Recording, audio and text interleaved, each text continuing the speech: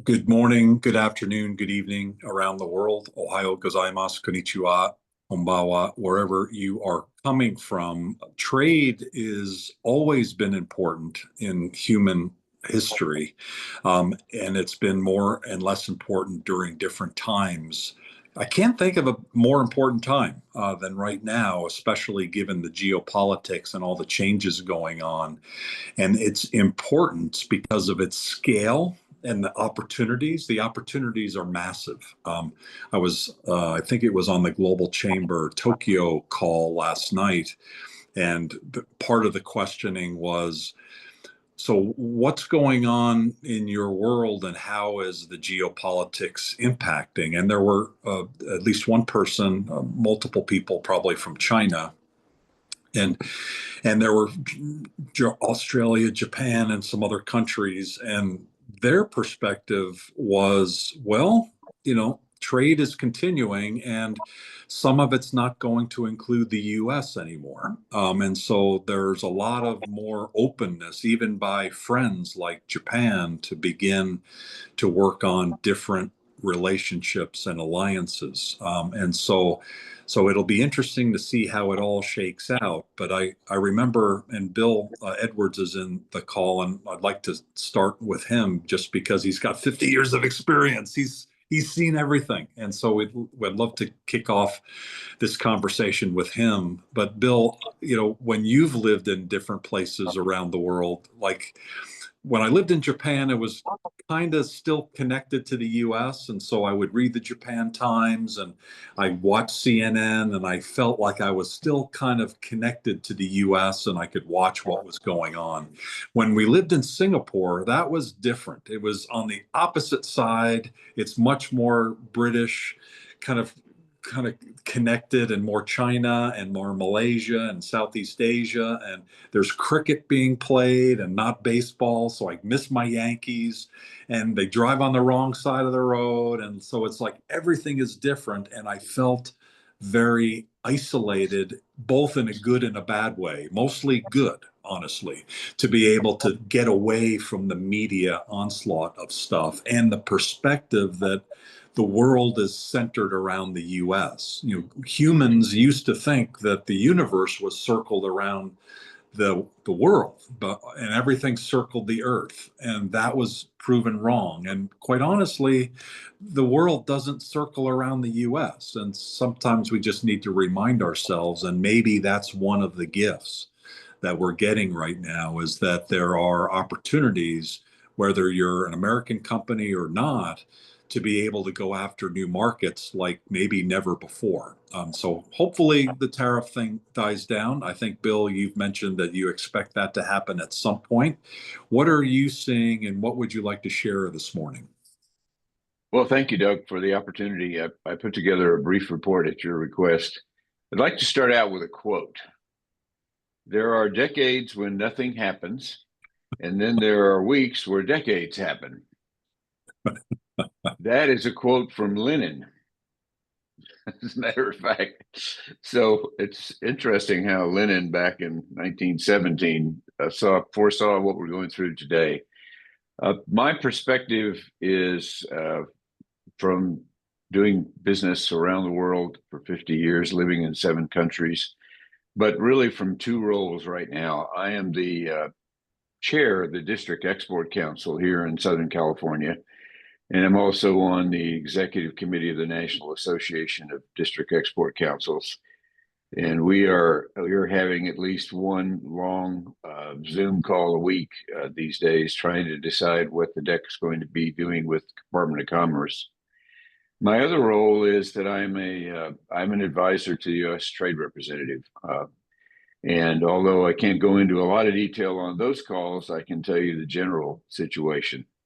First of all, though, I'd like to deal with the ports. The ports of Long Beach and LA out here on the West Coast typically see around 40% of all imports and exports into and out of the United States. I get a report every Thursday from the port authorities, and the report yesterday said that there's a dip in container ship arrivals of 44% over this time last year. There's very low west to east shipping out of China. Most of the shipping is going west. Bookings for standard 20-foot shipping containers from the China to the US are down 45%. Now, that's because factories in China are stopping generating or manufacturing because of the 145 or whatever it is percent tariff. It may even be worse. Ladies and gentlemen, that is going to make a difference in your Christmas. Because here's what happens. What we get for Christmas from China is manufactured in May, June, and July. It's shipped in August. And right now, it's not being manufactured. And unless we get a change, it's not going to be manufactured. One of the things that's happened is there are what are called de minimis shipments. These are shipments worth less than $800 that can be shipped directly from China to a consumer in the United States. As of midnight last night, this is very timely, all de minimis shipments were stopped by the Customs and Border Protection Agency. The Customs and Border Protection Agency, as of yesterday, was processing about 4 million duty-free de minimis shipments a day. That stopped as of midnight. Temu, which some of you know is a big shipper of goods to the United States, stopped all small value shipments to U.S. citizens and now will ship into large distributors, and that will entail 145% tariff as of now. I don't think that 145% tariff is going to last beyond July. Now, on a little bit better update, the U.S. Trade Representative and his who's new, and his new staff are negotiating trade agreements with 18 countries right at this moment. This was announced by the White House press secretary about 3 or 4 days ago, and I can tell you it's real, that those are agreements that are in writing, that are being negotiated. My comments from friends in Washington are lights are on late night at the U.S. Trade Representative office. They have very detailed deadlines up until the middle of July when they have to have something in place. They will not have agreements signed, but I am increasingly confident they will have terms negotiated with 18 countries. Now, what that means, we don't know yet, but it is, I think, a very positive thing that we're not just talking to people, we're actually negotiating with countries, with 18 countries. China is not one of those, by the way. I'm sure you're not surprised at that. On a more positive side, and I'm going to wrap up with this, Doug, because I know I've taken too much time. I spent most of last month half of last month in Colombia, Chile, and Brazil on a U.S. government trade mission, Trade Winds, for one of the group companies we work with, Taking International.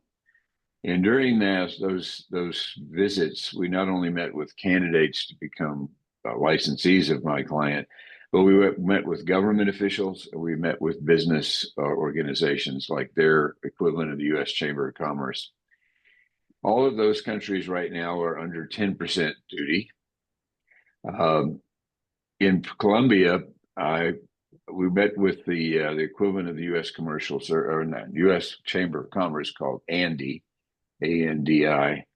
And one of their economists said, you know, we export coffee beans to the United States. And we used to be the #1 exporter of coffee beans to the United States. But then Vietnam came in and they became #1. Now we have a 10% tariff and they have a 42% tariff. We're going to be #1 in exports of coffee beans again. So, you know, making lemonade out of lemons is possible. And I'll leave it at that, Doug. There's always a gift. Does anybody have any questions for Bill? Yeah, curious, Bill, the July date for China, is that just speculation, or is that just a hope that it Uh, doesn't go beyond that? Because I mean, it is a big hope, Anthony. It's not a hope for the other 18 countries. They have a very detailed process going on of evaluating proposals that have already been submitted in writing. That's key. The Chinese are really beginning to see a problem. The factories that supply the small goods to the U.S. represent about 1.5 million employees. And if those shut down, I think that even President Xi might have a little bit of a challenge. So they're going to have to come to the table, and I don't know what's going to come out of that table. Coming to the table, July is probably very optimistic for China, but we do have that Christmas problem, and it's real because that's where our toys come from. One of my deck members here in Southern California is a very senior official at Mattel. And Mattel is really, really worried about Christmas. And so we have to think about that. I'm very optimistic about the other countries. I'm much less optimistic, Anthony, about China, because it's loss of face on both sides that we have to worry about. The de minimis shipments that you talked about, were those only from China or overall? No, they weren't only from China, but the amount of them, probably 80% or more were from China. Really? Okay. And that represented, as I said, the Customs and Border Protection, CPB, which is an amazing organization that does a great job. They were quoted saying that they had nearly 4 million duty-free de minimis shipments a day coming in, and those stopped as of last night at midnight. That's going to make a big, big difference in what we have on our shelves in our stores. It's a fact. Yeah, Elizabeth, it sounds like you're familiar with that.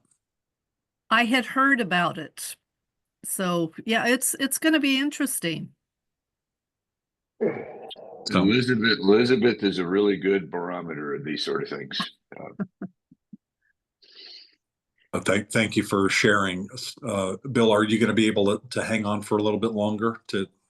Yes, of course. I'm looking forward to what everybody has to say. So thank you. And Anthony De Filippis, from the East Coast side, you're right in the midst of a variety of things going on from the East Coast. What would you like to share about what you're seeing? Yeah, I mean, I will say all of our clients, anything out of China I'm seeing is completely on hold unless it's absolutely necessary. Anything that was on the water, what we're seeing is a variety of solutions. Some are choosing to pay the tariff. Some are using bonded warehouses if you can find them. I can tell you right now, the rates are probably 3x what they typically were. From what I'm seeing, if you can find the space, I've heard of people are shipping to Canada and Mexico and holding there, in hopes that something will come off sooner. There are other companies that are just completely on hold. I was at apparel company yesterday, accessories and women's handbags, and they're completely on hold. The numbers won't ever make sense at 145, and I don't think they do for most businesses or industries. I'm seeing a lot of movement on the direct-to-consumer side. I was actually just on a call right before this. People are now starting to look at foreign markets or, European, Middle East markets, Asia. They're looking for, other places to sell product. And traditionally, shipping from the US for a D2C product, like let's just say a cosmetic beauty care product, was quite complicated. And most would sort of either just not ship to those markets or would incur really high fees.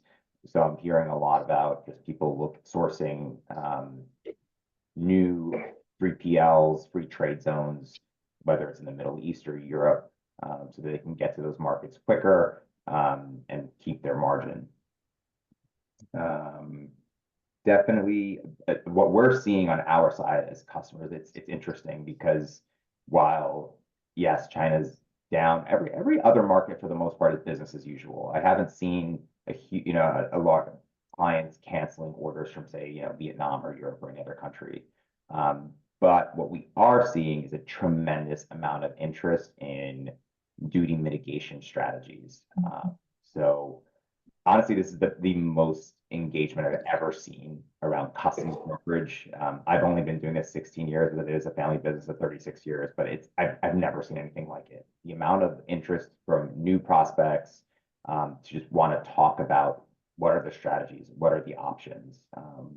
I don't know if anyone knows what duty first sale is, but that was a program that Customs has had in place for decades, and really traditionally was only something that really apparel companies or high value goods would ever entertain because their rates were a lot higher. But now we're seeing that it really can apply to almost anyone, at 15%, 20%, wherever you are in terms of rates at a minimum. It can be significant savings on a per shipment basis. Could be, $1,000, $2,000 per shipment at the low end. So lots of interest there. On the, what I would say is maybe non-compliant side of things, what I'm hearing a lot of is changing Incoterms. There are ways to change Incoterms that benefit customers that are completely compliant. But we're hearing a lot of, oh, my shipper is going to send everything LDP or DDP, and they're figuring out the cost on their side. And that sort of manipulation is concerning. And I really caution clients around that. People think, well, I'm not the importer of record, I'm not liable. That is not the case in my view. As a consignee, yes, you have less liability, but again, I think especially anything coming out of China, the government's looking for bad actors. And if they see that, last month you were purchasing a widget at $50, and this month now it's on a DDP term and it's at $10, they're going to question that. So I really, really caution clients around that, or people who are considering that. I know it's the tough situation that a lot of these businesses are in, because for many it is, life or death in that regard, in terms of their business and their revenue stream. And I'll just wrap up on toys, because we have a number of clients in that space, and I think this is the challenge that a lot of certain verticals are seeing, is that there is no other option at this time.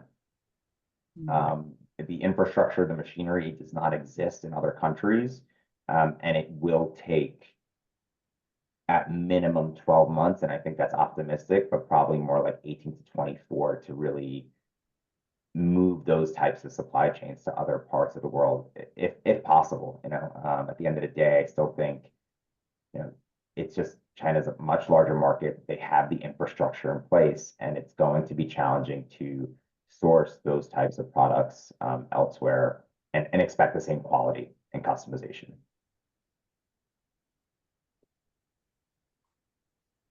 Thanks for sharing. Any questions that you have for Anthony, please? Elizabeth, does that jive with the things you're seeing as well? Elizabeth Glenn, who's now a professor, almost like associate professor, right, at Thunderbird, in addition to all your exporting work. Congratulations. Thank you. Thank you so much. It's just, I've been working with smaller companies, and it's tough right now. It's really tough. And to Bill's point, as the impact I think is going to be more significant with the smaller players, because they don't have the financial resources to position. And that's tough. I do know from a colleague that, as was commented before, that in fact I heard this morning that imports were up 41 point something %, and that's the manufacturers front loading as much as they could and putting it in free trade zones. So that's and I do have a colleague that has said that it's been extremely busy, those that can afford to do that. Thanks, Elizabeth. Elizabeth is an expert and one of the more passionate leaders on helping U.S. companies export. And she's also teaching this class at Thunderbird. So congratulations on that. She's on our Global Chamber Los Angeles Advisory Board, as is Bill, longtime member and on our advisory board in Los Angeles, heads the deck in Southern California. So thank you for that. Anthony, thank you for your leadership and being part of Global Chamber New York. Rashid Kuskaya is our global advisor in Istanbul and Turkey. And Turkey is I think like India, in a good and unique position to be a broker and to be in the midst of a lot of things going on and probably benefit significantly from all of the geopolitics that's going on. Rashid, what's going on in your world, and what would you like to share about opportunities in global trade right now? Thank you, Doug, for the opportunity, giving me the floor. I think it will benefit Turkey, since Turkey is one of the production hubs, and we are like China of Europe. I asked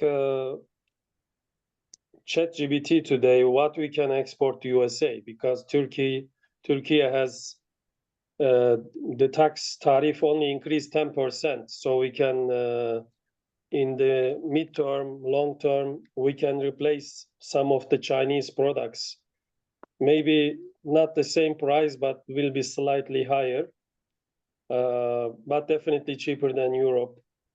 Auto parts, machinery, electrical, household items, chemicals, textile, agricultural products, food, marble, construction material. These are the top items we can replace, substitute Chinese products.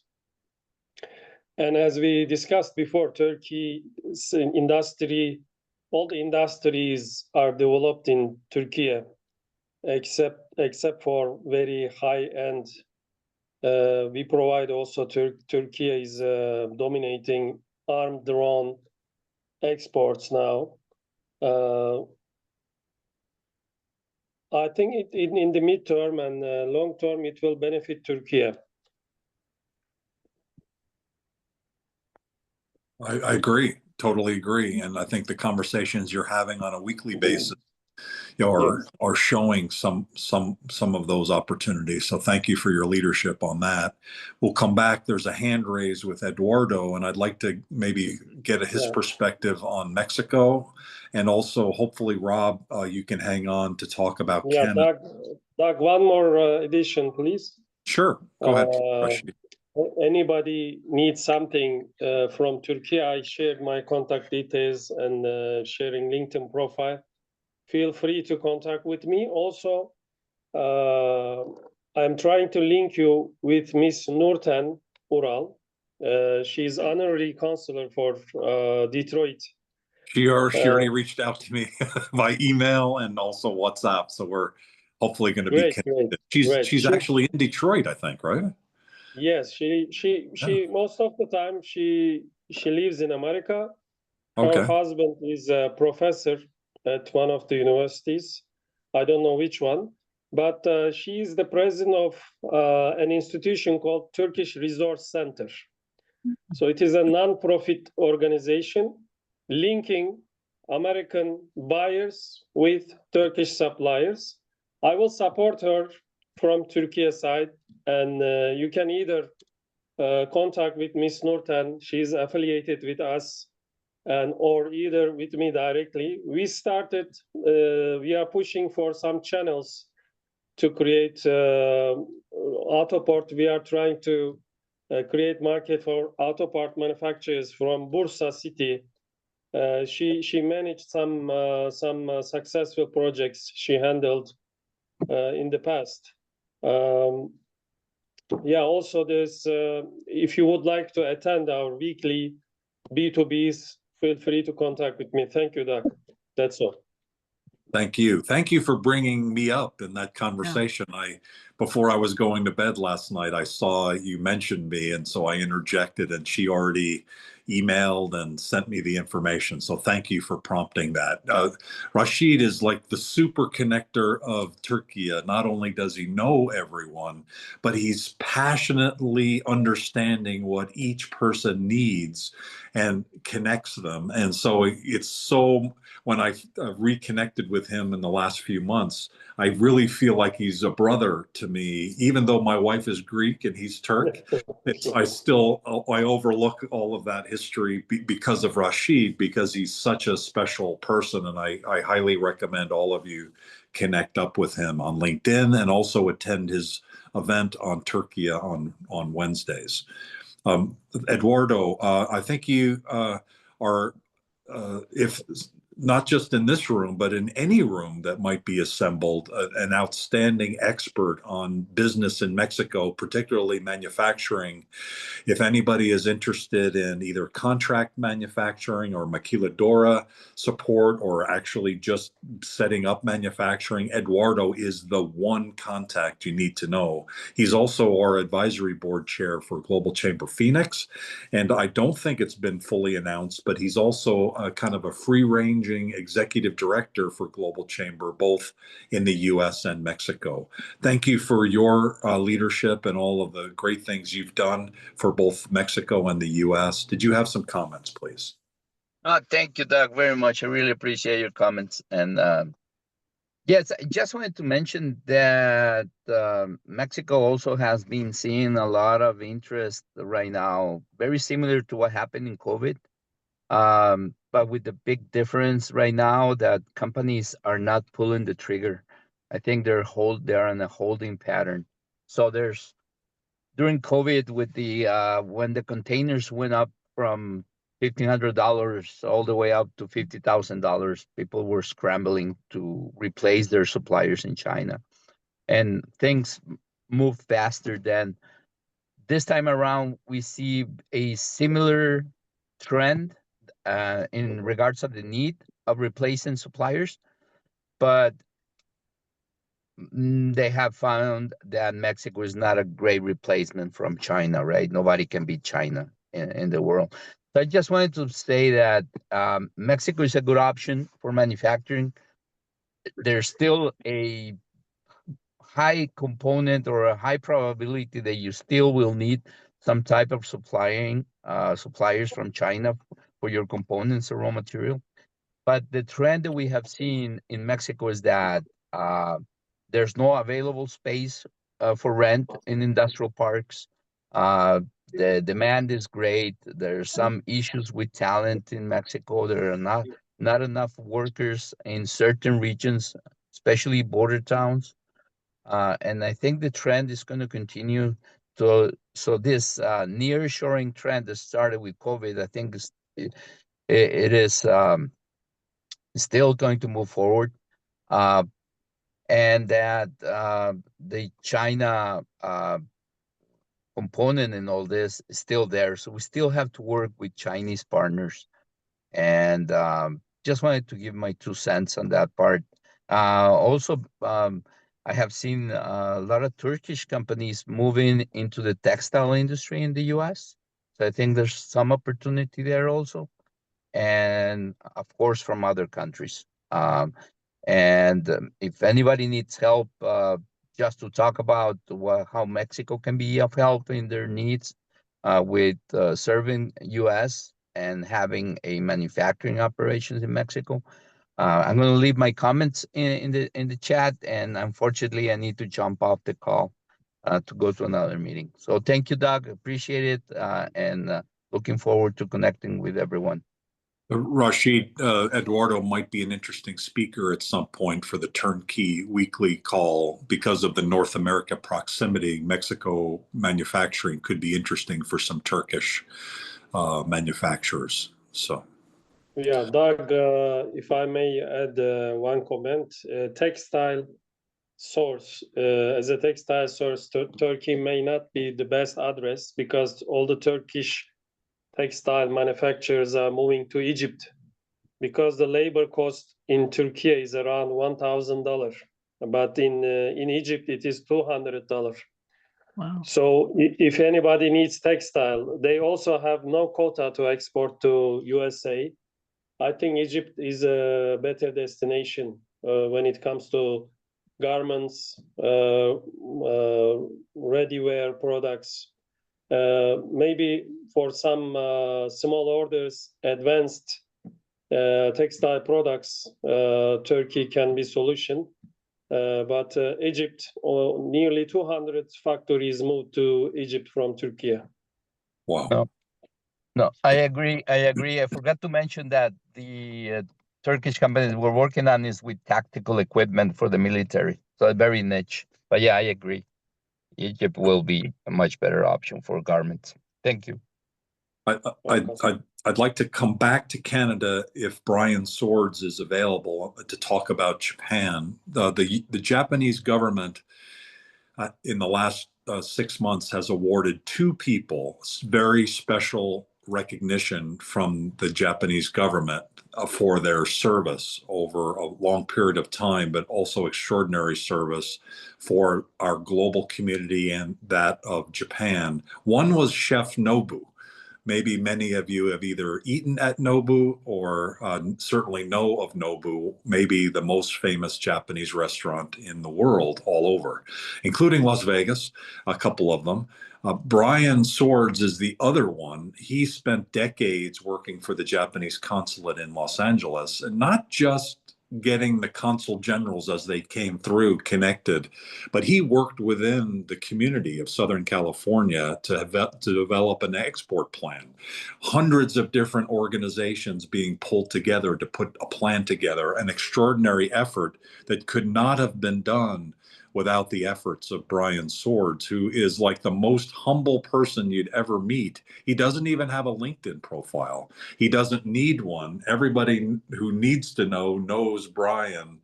And so now, if you don't know him yet, you'll know him now. Brian, are you able to say anything about what's going on from your perspective in the markets, and particularly probably Japan?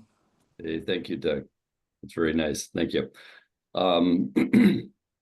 Currently, I'm focusing less on the trade situation, just informal information coming from colleagues in Japan and the government as they handle negotiations on the other side of the USTR.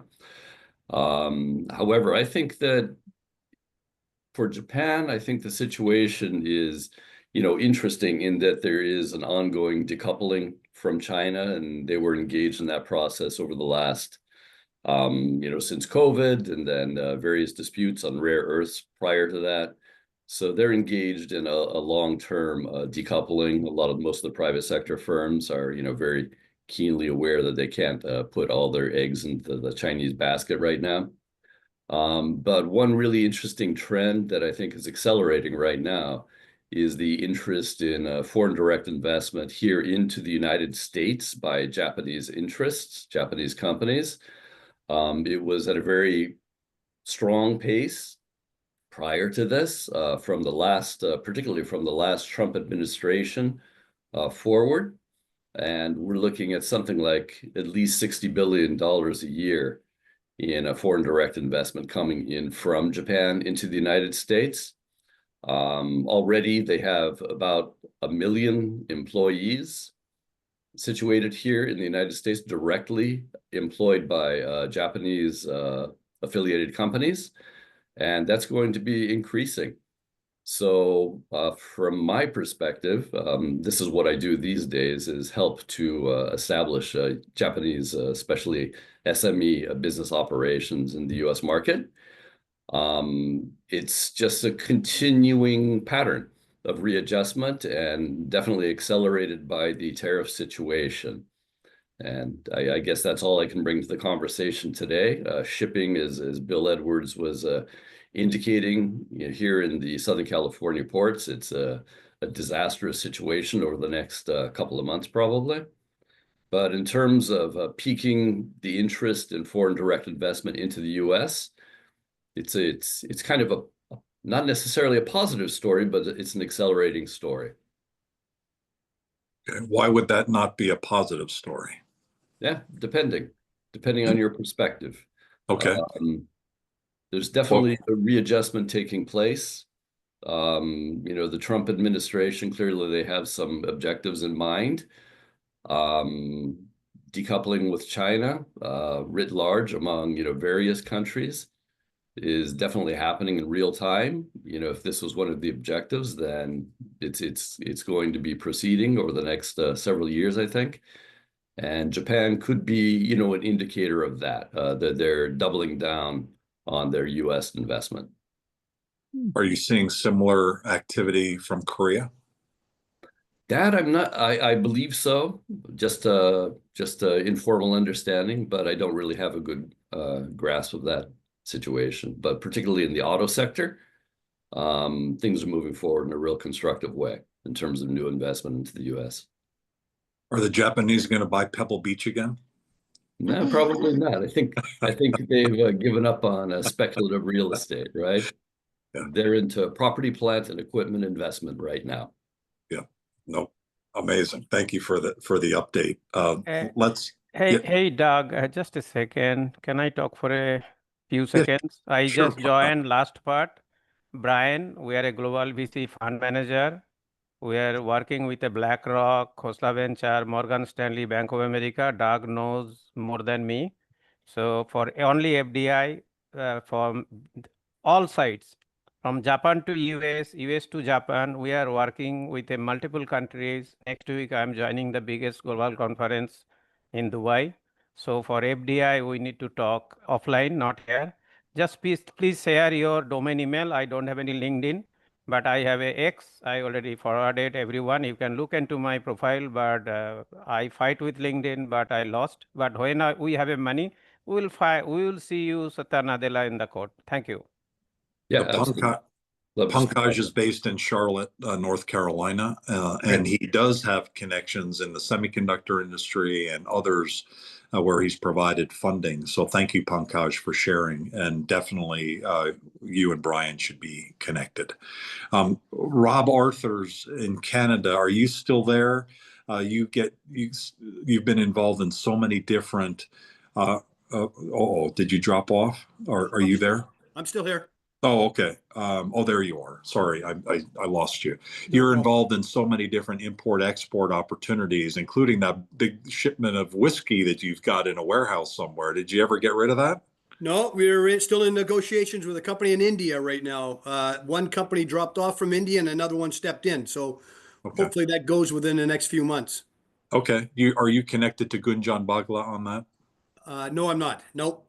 No, we did talk. We had a conversation, but couldn't do anything there. Okay, I see. From a Canadian perspective, how do you see the world right now? What opportunities, challenges, or both? Well, I think from both perspectives, there's opportunities as well as, of course, the challenges. Our biggest trading partner, the USA, we've had that agreement, and that relationship has definitely changed in a big way. And to Bill and Anthony's point, that we are unloading, our ports are full.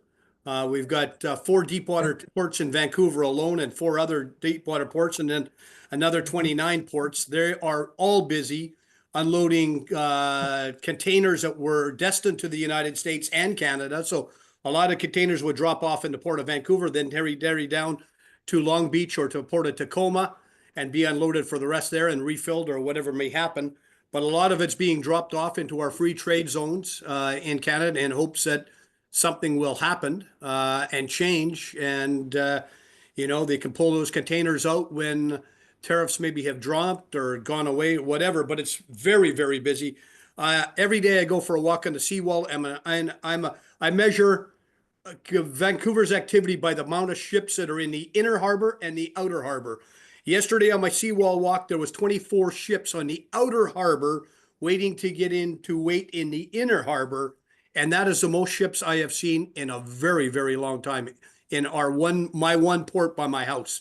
It's extremely busy. So we're busy with our longshoremen in that sort of stuff. I hate to think that's going to be that'll come into an end sometime soon. But It's really interesting in this new leader that we have, Mark Carney, who's a global banker, very smart guy. Whether he should be the leader or not, he's a guy that's taken through headwinds before for the Bank of Canada, through Brexit in UK. Many people they have a love-hate relationship with the guy. But he's a very, very smart economist. He knows what the hell he's doing. So I believe he'll get us through this.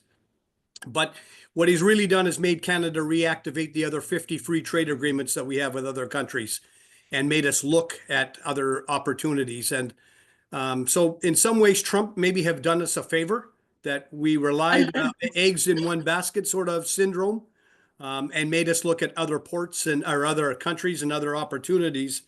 But you know what? We still love our USA partners. It's the easiest place to do trade. So we hope that all of that comes back. But I can tell you guys that one of the things that just goes every day is we can't trust his press secretary and whatever she says. So, she talks out of both sides of her mouth. And so if that's the mouthpiece that Canadians are getting their information from, which most do, they just they throw up their hands and said, we can't trust anything this girl says because everything that she says is contrary to what somebody else reports. So it's a very interesting thing about trying to get information on the pulse of where Canada and the United States are. I know that Carney and Trump meet, I think, next week to hopefully iron out some stuff, especially in the automobile sector. But on the steel and the aluminum side, we need as much aluminum and steel as we need. We got the biggest shipbuilding projects going on that Canada's ever taken on, both East Coast and West Coast. And they were saying before even that they were wondering where they're going to get all the steel grade that they're going to need to build these ships. And because of this tariffs that, Canada is now saying it'll use its own steel, much like Carney said that we're going to go onto a home building program, just like we did after World War II, and use all our Canadian lumber to build the homes that we need for affordable houses, and give up government land at a very low cost to start putting new residential areas on government land and using labor. So very, very interesting things, good, bad, and ugly. The other side of that, we read a lot of stuff that's going on in Canada, shifted to India.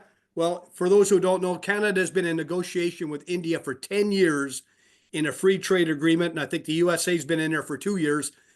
These are, I hate to say it, but they're not the best free traders in the world. And I think with Apple moving a lot of its production, India has just put a target on India's back as well, is to finish your free trade agreements and become better free traders. So yeah, it's an interesting dynamic all the way around. I wish I had, I don't recall in my 30 years of doing trade anything at all like this. I've been through NAFTA with textiles because I had a clothing company. I've been through Kuzma 2.0 on other things, but I've never seen anything quite like this. And there's some good in it. There's some silver linings. There's some silver linings in it, and there's some bad things. Well, I'll leave it at that. Thank you very much. We have about 10 minutes. Sharon, you have your hand raised. I wanted to make sure we got to you just from an Africa perspective anyway. You've got particular expertise in Cameroon and in Ghana, and thank you for being a deputy director for Global Chamber. Did you have something you'd like to share? Unfortunately, that was just a hand raised by mistake, but I do have something to share. So at the end of the day, okay.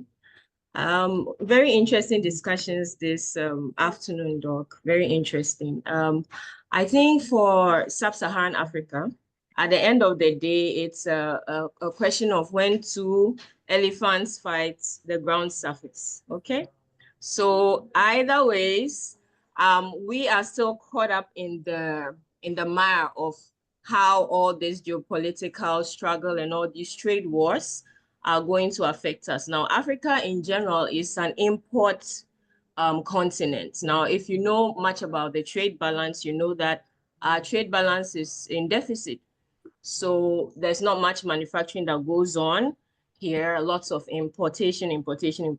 So at the end of the day, you realize that this affects us more than necessary. The solution, from our perspective, we have a trade initiative called the AFTA.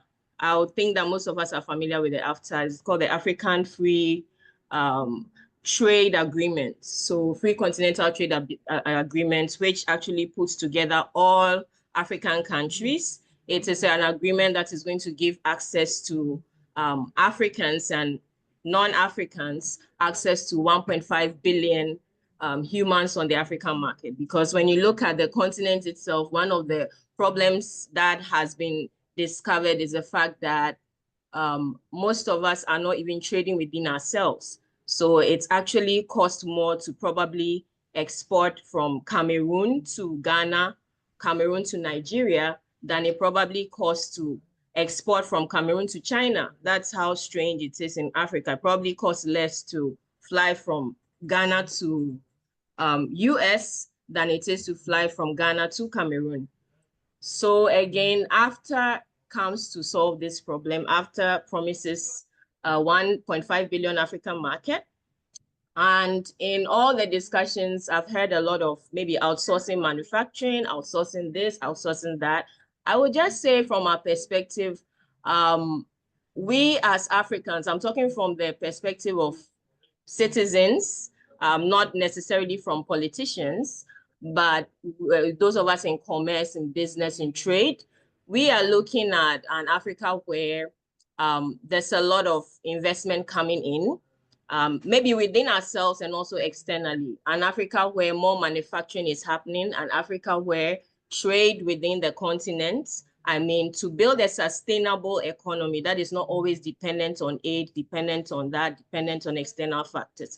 So in spite of the disturbances in global trade, due to the new US policies administration, which has generally disrupted a lot of things, and the sentiments, we did a geopolitical poll as a business about 2 months ago, and the sentiments were not too good. I mean, about the US administration and their decisions around trade and all that. So we are just looking at, fine, if anyone is looking to invest in Africa, that is very interesting. We have a number of free trade zone areas on the continent.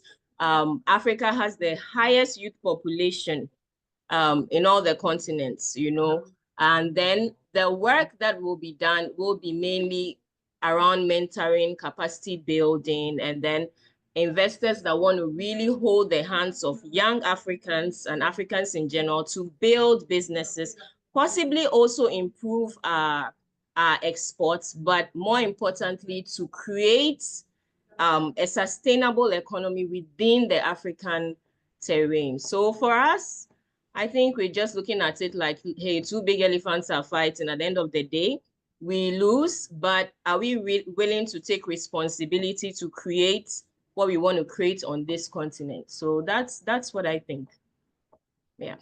Great information. Thank you for sharing. You're all in the Global Chamber Monthly Importing, Exporting, and FDI news program. We're going to wrap up in the next 6 or 7 minutes, so we can only, and there's a few people I want to get to in that amount of time, including Bill, to make a final comment based on what you've heard today. But I promised Chris Scalise, if you could go for a short time, and then we'll go to Kelly. And then I want to make sure that Rob McCullough says something about Select USA coming up, and then to Bill. If we could do that in 7 minutes, that would be ideal. Do you think that's possible, Chris? Absolutely. I'm going to keep mine in under 2 minutes. And I'll tell you, one of the things I enjoy the most is getting on calls like this with one of the most brightest minds and passionate people when it comes to global trade. And as Doug knows, this is something that's, you know, I think everybody on this call can contest. It's in our DNA. You know, we are not really just citizens of the US or Canada or any of these, you know, countries throughout the world. We're global citizens. And, you know, one of the things I've really noticed, and I've been kind of poking the bear since November, I've been writing a lot on LinkedIn, is it's very important that we help our small, medium-sized companies, because someday these companies grow up to be multinational enterprises. And I'll share an article in the chat afterwards. I hope you guys read it on LinkedIn. I'd love to hear your feedback. But During the height of the Trump administration, there was we were at full employment. The economy was running on full cylinders. Things was going well pre-COVID. But there was an interesting article that came out and it said that 40% of Americans couldn't absorb a unexpected cost of $600 or more, that expense. And it was shocking. That article always stayed with me back then when I first read it, and I researched it and through its sources, and it was correct. And what I've seen is, a lot of consumer debt, a lot of debt that was created obviously through our country as well, trade deficits and such. And now, the excuse of the Biden administration coming on and creating inflation and all this debt and such. But then the campaign that the Trump administration, and this is not by far political, I'm not Democrat, I'm an independent, but one of the things I do is I look at the data. And really, one of the things that the focus is saying, well, we have all this inflation, we have all this debt, we need to make change, put the economy in full cylinders. We're not looking at the MNEs, the multinational enterprises. These were once companies that were small to mid-sized companies, and they've grown up to be multinational companies. If we look at that number, it's staggering. And that represents anywhere between $8 to $10 trillion of exports throughout the world. These are U.S. owned companies, roughly about 719 of them. They represent about 29.5 million employees in the United States that are global, and then also 14.8 million globally. And when we're creating this rock that we're throwing through the window of these tariffs, we're not only impacting, it's not U.S. versus China and China versus U.S., U.S. versus Canada. We're actually hurting ourselves. And what's happening, we're creating this. We got to keep moving. I'm Oh, sorry. yeah, I'll be real quick, Doug. So the crux we're is past the 2 minutes. I'm sorry. I hope you guys can go from there. Yep. Thanks, Doug. Appreciate it. Appreciate it. And so you're right. And I think Elizabeth sees that same thing. I also want to throw in that 5% of U.S. companies are foreign owned. They account for 20% of our exports. So just kind of digest that for a moment. There's implications of that on many things. Kelly, you are on the District Export Council based in Syracuse, also in upstate New York, like Chris. Just a quick minute of update on what you're saying. Well, because I work for the Small Business Development Center, which, if you don't know what that is, we're sort of a subset of the Small Business Administration. So it's interesting that just in the last week, the SBA has come out to all of the SBDCs asking us for frantic information on, are we seeing people interested in moving manufacturing back to the United States, existing small and medium-sized businesses? Are people coming to us for that kind of assistance? And the resounding answer by and large has been no. Most of them are not looking to pack up and move to the United States anytime soon. They're looking for options such as bonded warehouses. How can we weather this storm? Because they know that even though they need their goods, this is not sustainable in the long term. So they're not willing to just pack up and move here at a cost that is going to ultimately be a long-term higher cost for them with labor than trying to get through this storm. But the interesting thing is many of them are looking to other countries that they could source their similar supplies from that may have lower rates than, say, China.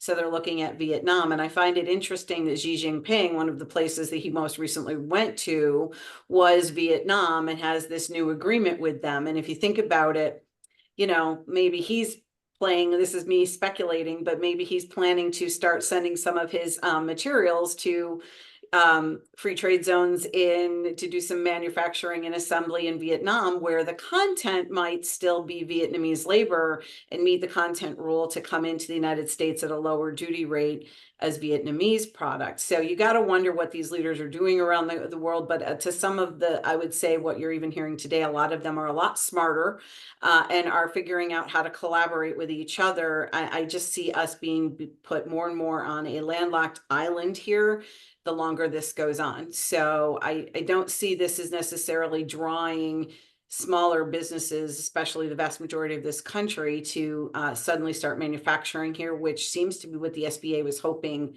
to hear from us. And that is not what we were able to report. Okay. Thank you for sharing. Robert McCullough will be right in the middle of that at the Select USA. Could you say 30 seconds of whether you'll be there or not, or how people can connect with you? Robert, are you there? Oh, okay. Robert McCullough, based in the DC area, longtime members. If you're going to be at Select USA, let us know, and we'll be happy to connect you. Bill, final word. Any additional things that you wanted to share based on what you heard today, or anything else that you may want to add? Real quickly, the Customs and Border Protection is constantly looking at places like Vietnam to make sure that the content of what they send us is not from China. I love Sharon's comment about when two elephants fight, because that's what we have. And my last comment is, based on all the years of doing this, this too will pass. Yeah. That the elephants fighting will pass, and in the meantime, there are disturbances that allow opportunities to be created. Exactly. And Africa has its own challenges and opportunities. For everybody's sake, and I'll close it this way, I'm really excited to announce that Global Chamber has a global meeting on July 9 through 11 in Tanzania. We'll be meeting with the president of Tanzania and the trade minister, also the president of Zanzibar, and Nima Maleli of Global Chamber Tanzania has pulled this together. She sent me some information today that just blew my mind in terms of what she's already put together. We need to help and support her, but we'll have a number of Global Chamber members there. I hope in the next few days, as you see information about that you'll consider joining me in Tanzania. I've never been to Tanzania, and I'm looking forward to seeing where Jane Goodall did all her great work. And also, it's an economy that is in a great position to do business with. Thanks, everybody, for joining today. Hey, Doug. Thanks, 1 second, Doug. Take care. We got to go. Sorry. We have another meeting. We need Thanks. Rob contacts in Vancouver, Canada. Can you help me to? Yeah, of course. Okay. Yeah. Thanks, everybody. Take care. Thank you. Thank you. Bye. Thanks, Sharon. Bye. Thank you, everyone. I think Good we're going to be meeting. we're going to be using that elephant quote for a while.